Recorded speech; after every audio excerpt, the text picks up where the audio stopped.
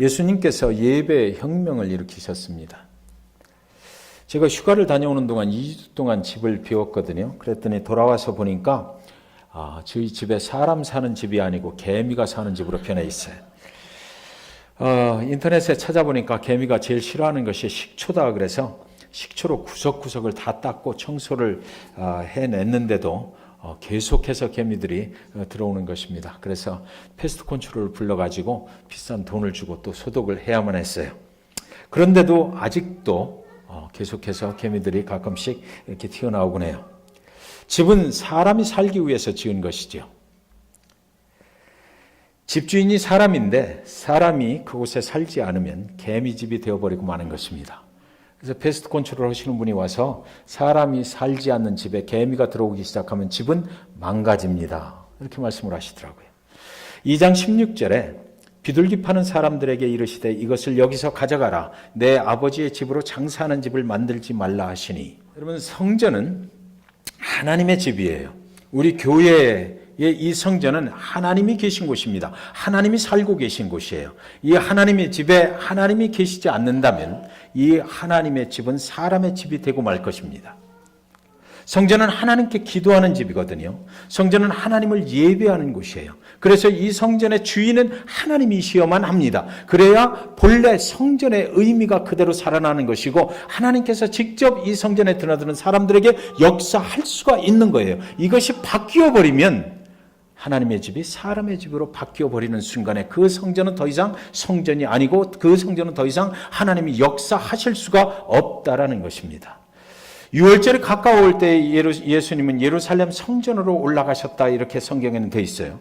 6월절은 이스라엘 백성들이 애굽에서 광야로 구원을 받아서 나온 것을 기념하는 절기라서 이곳저곳에 모여 살던 모든 유대인들이 이제 다 예루살렘 성전으로 모여서 그곳에서 그들을 구원해 주신 하나님께 감사의 예물을 드리고 예배하는 절기가 바로 6월절입니다. 우리를 구원해 주신 하나님 그분을 기억하는 거죠. 우리가 애굽에서 노예로 종살이하던 그때로부터 광야에 나와서 하나님을 예배할 수 있게 된 것, 그것이 너무나 감사해서 끝까지 기억하면서 그들은 그 6월절을 감사하면서 예배를 드리는 거예요.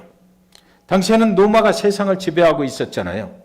그렇기 때문에 사람들은 노마의 화폐를 이곳저곳에서 사용하다가 그것을 들고 오는 것입니다. 그런데 하나님의 성전에서는 하나님께 드릴 수 있는 것이어야 되는데 이 노마의 화폐 그 주화 속에는 노마의 황제 가이사의 사진이 박혀 있는 거예요.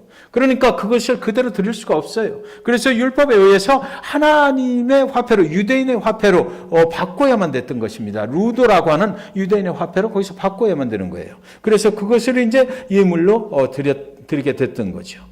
예배자들은 노마 돈을 두루라는 유대인의 돈으로 바꿔서 하나님이 원하시는 방법으로 하나님께 드렸던 것입니다. 그것은 절대 잘못된 것이 아니에요.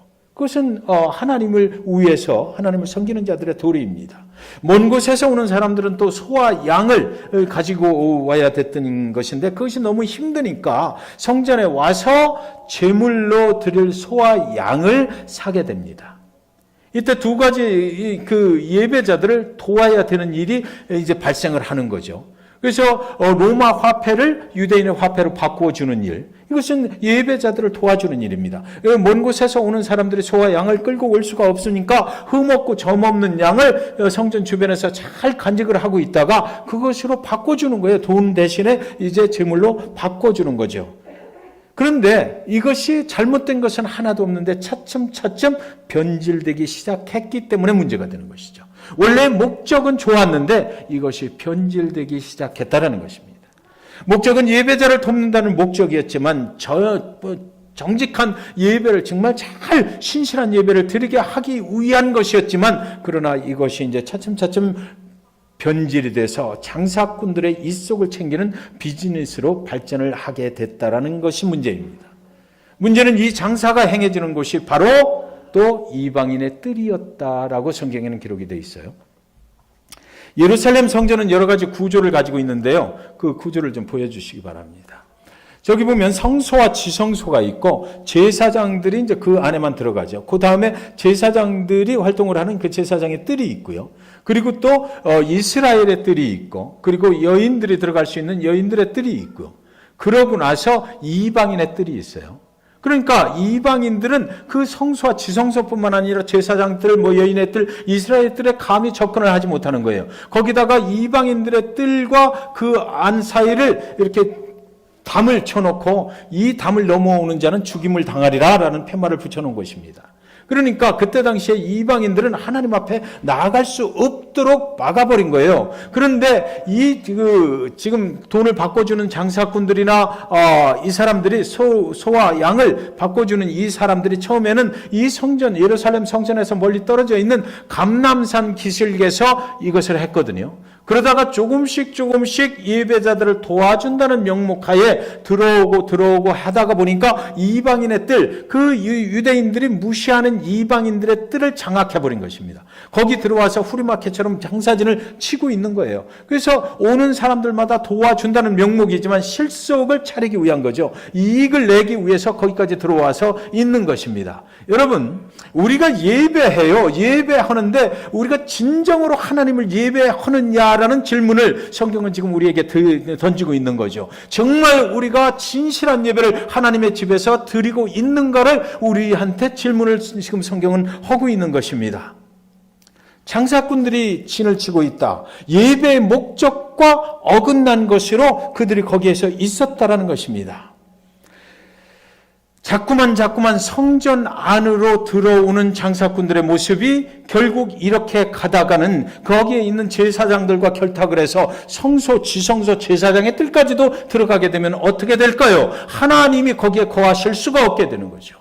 하나님의 성전에 하나님이 없게 된다면, 하나님이 거하시지 아니하게 된다면 그곳에서 하나님의 역사는 이루어질 수 없고, 아무리 좋은 예배를 드린다 할지라도 그것은 하나님이 빠진 예배 아무 소용이 없다라는 것입니다. 그래서 예수님께서 이것을 보시고 그 이방인의 뜰에 들어가셔서 장사하는 자들을 다 뒤집어 엎어버린 것입니다.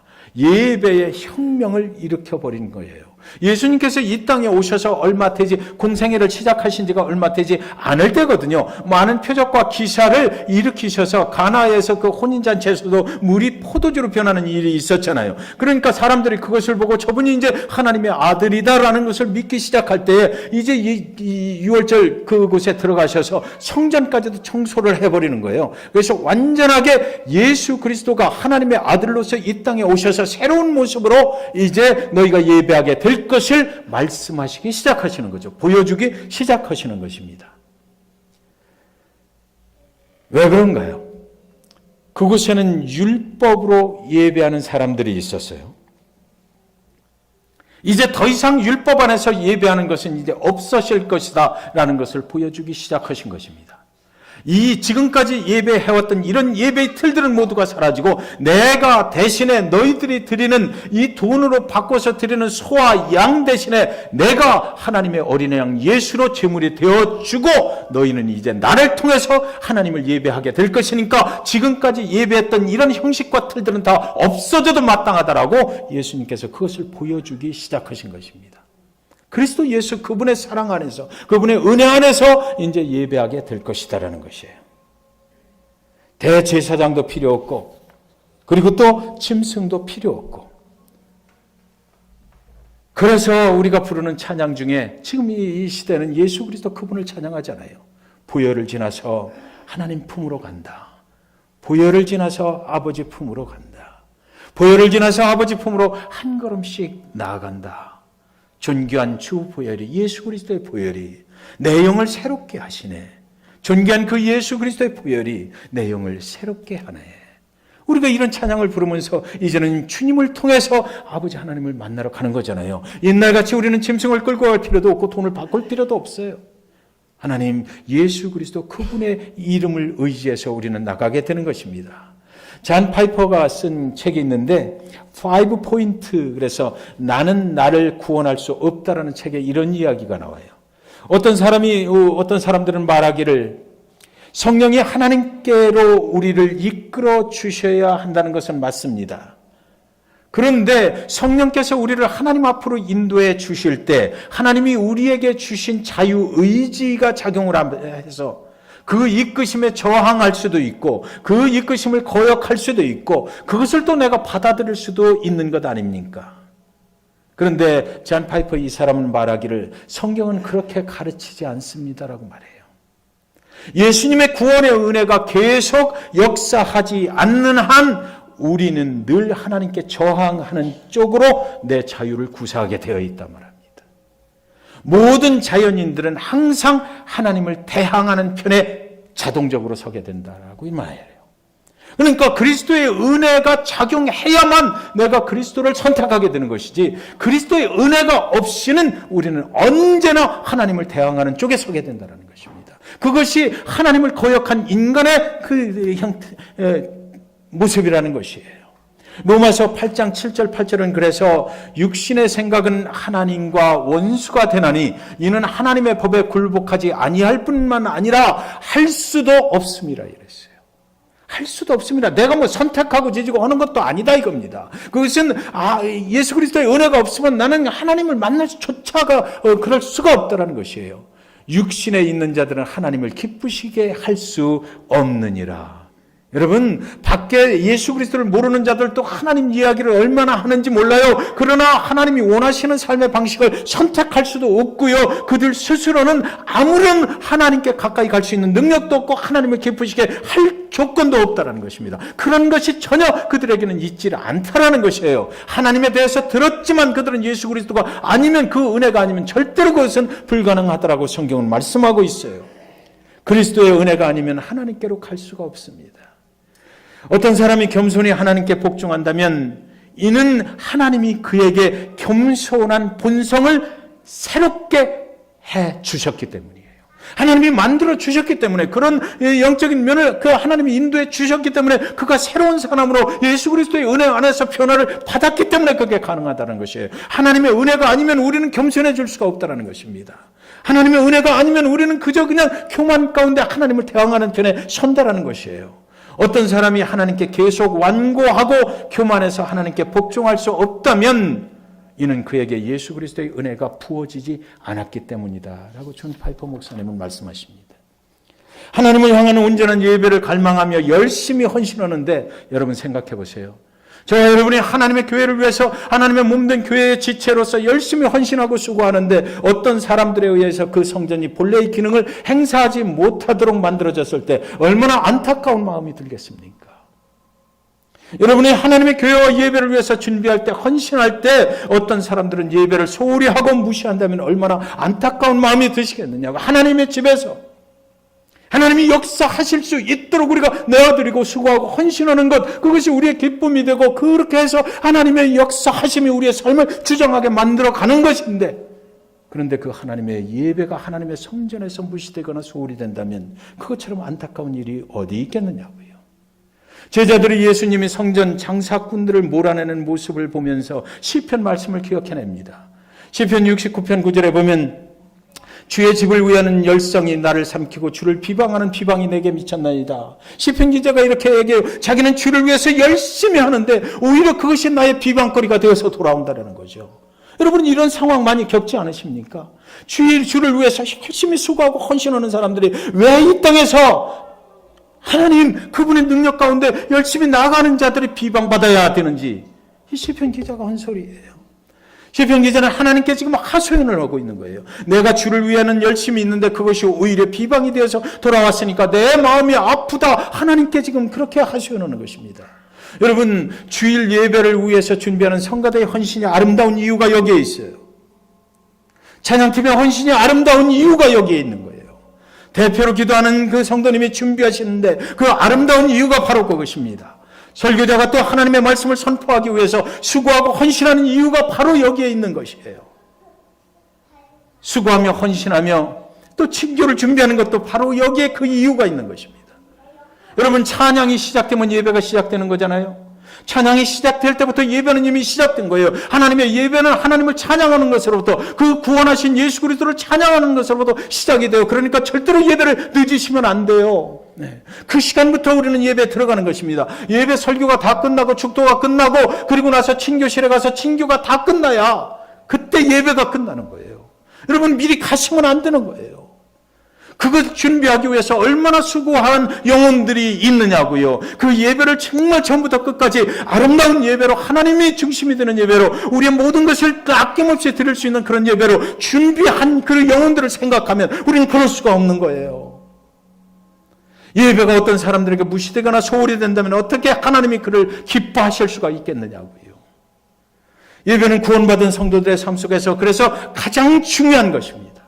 이민자의 삶을 살면서 일주일에 한 번 교회에 와서 예배 드릴 때 절대로 그 시간이 소홀히 해서는 안 되는 시간이거든요. 그 시간에 은혜 받지 못하면, 그 시간에 예수 그리스도를 만나지 못하면 나를 구원하신 분이 누군지를 어떻게 내 마음에 확증을 받고 나가서 삶을 살아갈 수가 있겠느냐고요. 그 예배가 흩어지면 안 되는 것이지요. 그때 은혜를 받지 못한다면 말이 그렇지 어떻게 그 바쁜 세상에서 주님의 은혜를 받으며 살아갈 수가 있겠느냐고요.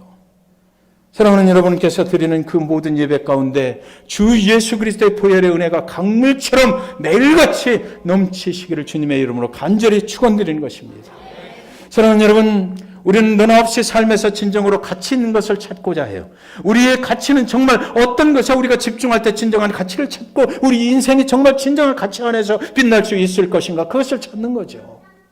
그러나 우리에게 기쁨을 주고 행복하게 해줄 것이라고 믿었던 것들이 사실은요, 우리의 기대를 깡그리 저버릴 때가 얼마나 많은지 모릅니다. 우리가 기대했던 것들이 무너져버릴 때가 얼마나 많은지 몰라요. 우리는 참으로 하나님 그분 앞에만 진정으로 가기를 원했고 하나님의 축복을 받고 사는 그런 삶을 살기를 원했으나 그렇지 못할 때가 얼마나 많은지 몰라요. 타의에 의해서 그렇게 될 때도 있고 내 자신의 실수로 의해서 그렇게 될 때도 있고 세상은 우리를 자꾸만 실수하게 만들고 세상은 자꾸만 우리를 헛된 것을 바라보게 만들기 때문이거든요. 하나님께 집중하지 못하게 만들어주기 때문이에요. 성경에는 그 이야기가 나와 있는데 이렇게 되어 있습니다. 마태복음 13장 45절 46절에 또 천국은 마치 좋은 진주를 구하는 장사와 같으니 극히 값진 진주 하나를 발견하며 가서 자기의 소유를 다 팔아 그 진주를 사느니라.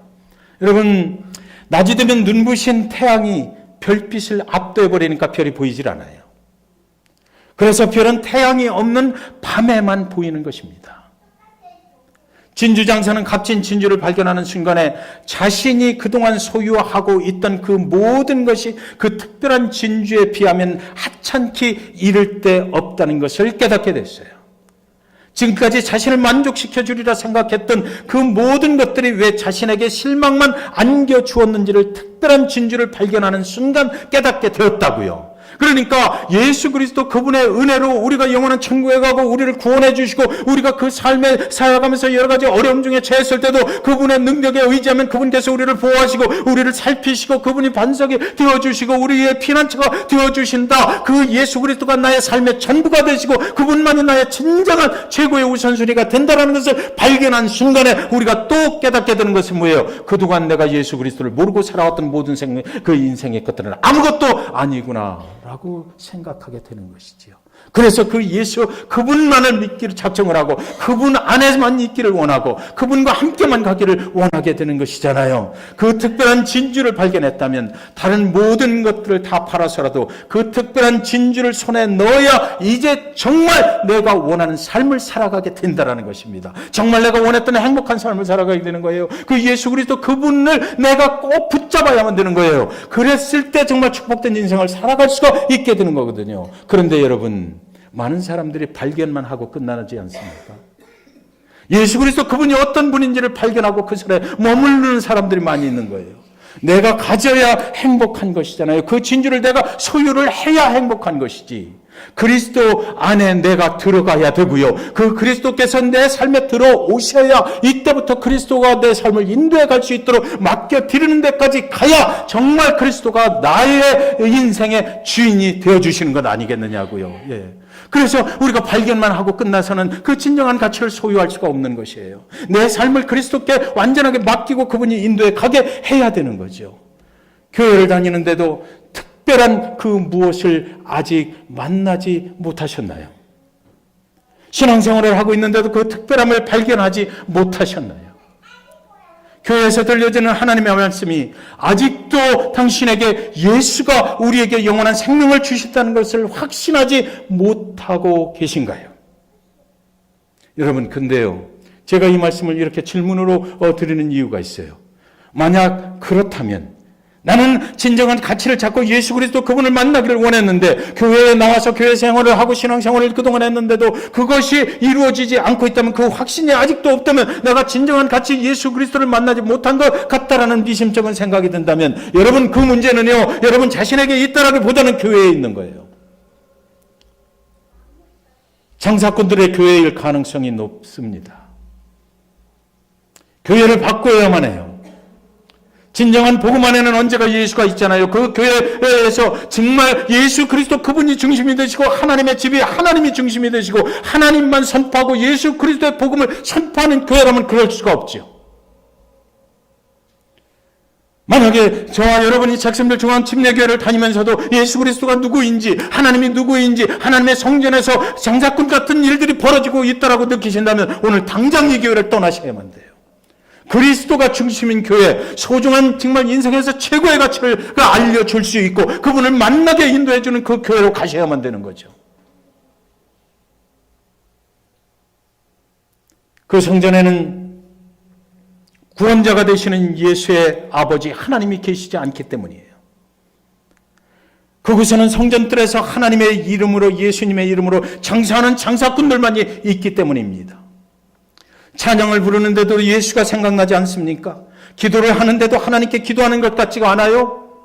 그렇다면 그 성전에서 드려지는 예배는 예배가 아니라 예배를 흉내낸 장사꾼들의 소행일 가능성이 높다라는 것입니다. 18절 19절에 이에 유대인들이 대답하여 예수께 말하기를 네가 이런 일을 행하니 무슨 표적을 우리에게 보이겠느냐? 예수께서 대답하여 이르시되 너희가 이 성전을 헐라 내가 사흘 동안에 일으키리라 그랬어요. 여러분, 성전에 대해서 지금 얘기하는 거거든요. 성전을 청소를 다 하시고 나서 유대인들이 대답하여 예수께 말하기를 네가 이런 일을 행하니 무슨 표적을 우리에게 보이겠느냐? 네가 무슨 권세로 이런 일을 하느냐? 그때 당시에는 선지자들이나 모세 이런 경우를 보면 그들이 판단할 때에 하나님의 선지자다, 하나님의 일꾼이다, 하나님의 사명을 받은 자다라는 것을 분별하는 방법 중에 하나가 하나님의 권세로 표적, 기사를 일으키는 것이었거든요. 그러니까 지금 물어보는 거예요. 네가 성전을 왜 때를 부시느냐? 네가 무슨 권세로 이렇게 하느냐? 그렇다면 그 표적을 보여라. 이렇게 얘기해요. 그러니까 예수께서 대답하여 이르시되 너희가 이 성전을 헐라 내가 사흘 동안에 다시 일으키리라 이러거든요. 그러니까 유대인들이 지금 성전을 가지고 건물로 생각을 한 거예요. 이 성전을 헐어봐라. 그러면 내가 다시 일으키리라 그랬는데 킹 제임스 버전 원문에 가장 가깝다라고 영어 성경으로 번역된 영어 성경에 보면 raise it up 그랬거든요. 이것은 죽은 자를 일으키는 거예요. 죽은 자를 일으키는 거예요. 죽은 자, 죽은 생명을 갖다가 다시 세우는 것을 말씀하시는 거예요. 예수 그리스도는 그들에게 대답하기를 내가 이제 앞으로 십자가에 달려서 죽은 후에 내가 3일 만에 다시 일어나리라 라고 말씀을 하시는 거예요. 그러니까 지금까지 해왔던 모든 예배 이런 것들이 나를 중심으로 이제 바뀌겠다 이러는 겁니다. 그래서 내가 모든 자들을 위해서 죽게 될 것이고 그리고 나는 다시 살아나리라. 내가 사흘 동안에 다시 일으키리라 하는 거예요. 그리고 유대인들이 이르되 이 성전은 46년 동안의 지역권을 내가 3일 동안에 일으키겠느냐 하더라 이랬는데 유대인들은 뭐라고 그랬어요? Rear it up 그랬거든요. 복구시킬 수 있겠느냐 그런 거예요. 여러분, 여기에 중요한 성전의 정의가 있죠. 성전은 건물이 아니라는 것이에요. 성전은 예수 그리스도 그분이 거하시는 곳이에요. 성전은 그분이 우리를 죽음으로 가고 있던, 멸망으로 가고 있던 저와 여러분을 죽은 가운데서 다시 살려내신 그 예수 그리스도가 거하시는 곳이고 그분을 통해서 하나님을 만나는 곳이다라는 것입니다. 예수 그리스도 그분께서 그것을 분명하게 하신 것이에요. 너희들이 생각하는 건물이 아니다라는 것입니다. 그것을 지금까지 생각해왔던 그 개념을 완전하게 쓸어버리고 이제는 내가 이 땅에서 3년의 공생애를 마친 후에 너희를 위해서 죽고 다시 살아날 테니까 그때 나를 통해서 하나님께 나아가는 그런 성전을 만들라라고 하셨던 거죠. 46년을 건물을 지었다. 그런데 인간의 생각이죠. 그것을 네가 헐어? 어떻게 그것을 복구해? 하나님의 성전은 인간의 생각이 작용하는 것이 아닙니다. 하나님의 성전은 사람의 생각이 작용을 하는 것이 아니에요. 하나님의 성전은 우리를 위해서 죽으신 예수 그리스도, 그리고 또 사흘 만에 부활하신 그 예수 그리스도의 그 생각, 그분의 마음, 그분의 능력이 작용을 해야 돼요. 그래야 이 성전에 드나드는 자들마다 사람의 치유를 받는 것이 아니라 하나님 예수 그리스도 그분의 능력으로 치유받고 죽은 자를 살려내신 그분의 능력으로 우리가 회복되고 다시 한번 일으켜지는 그런 역사를 경험하게 될 것입니다. 여러분, 우리가 기도한 것처럼 우리 중에는 많은 병자들이 있습니다. 인간의 생각으로 두렵고 떨려요. 그러나 그 모든 과정을 겪어나갈 때 오늘 우리가 특별히 기도했잖아요. 왜 기도해요? 그분이 역사하시기를 기도하는 거예요. 그분이 죽은 자를 살리신 그분이 역사하시면 우리가 모두 안전하게 일어설 수 있게 된다는 것을 우리는 알기 때문이지요. 그러나 여러분, 잭슨빌 중앙침례교회 예배는 예수 중심이어야만 합니다. 찬양을 드리든 기도를 하든 하나님의 말씀이 선포가 되는 모든 순간에 예수가 우리 예배 중심에 계셔야만 돼요. 그럴 때 우리에게 능력이 나타나게 될 것입니다. 그리스도 예수의 보혈의 능력이 우리의 삶을 그럴 때 인도해 가게 될 것이에요. 그럴 때 세상의 사단 마귀 역사, 질병 마귀, 모든 귀신의 역사는 그리스도의 능력으로 물러가게 될 것을 여러분 믿으시기 바랍니다. 주님의 은혜와 감동으로 오늘도 예배하기를 소망합니다. 여러분, 그렇죠?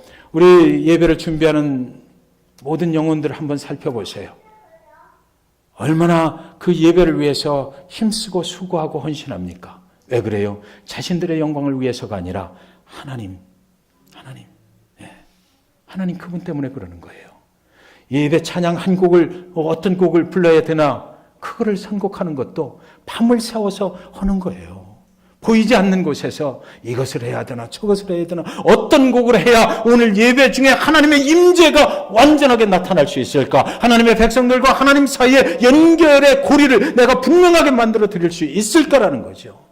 인간이 거기에 나타나길 않고 하나님만이 나타날 수 있도록 그걸 할 수 있기를, 하나님의 능력이 예배에 참여한 모든 영혼들에게 나타나게 되기를 간구하는 그런 기도 가운데 그런 것들이 만들어지고 그것이 연습되고 그것이 그날 예배에서 나타나는 거거든요. 그러니까 하나님의 성전은 하나님의 영광이 드러나야만 되고 그분의 역사심이 있어야 되고 그 예배는 하나님의 능력으로 살아나야만 되고 그 예배에 참여한 모든 사람들은 죽을 것 같은 마음으로 예배에 참여했다가도 그 예배를 통해서 다시 한번 회복하고 세상으로 그 주님의 능력을 들고 나갈 수 있도록 그런 예배가 잭슨빌 중앙침례교회의 예배가 되시기를 주님의 이름으로. 그래서 저와 여러분 모두가 예배에 참여하고 나오면 정말 잘 왔다, 주님의 은혜, 주님의 능력이 나를 새롭게 하셨다라는 그런 고백으로 세상으로 나가서 승리할 수 있게 되시기를 주님의 이름으로 간절히 축원드리는 것입니다.